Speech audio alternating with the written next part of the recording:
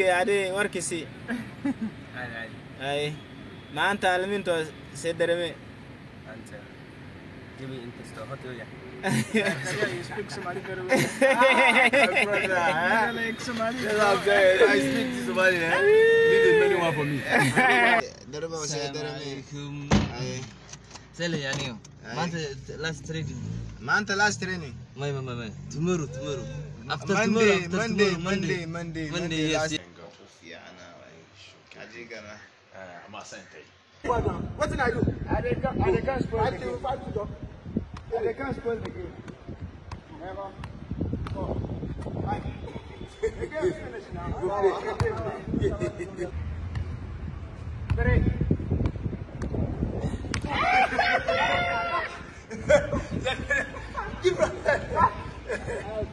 Out.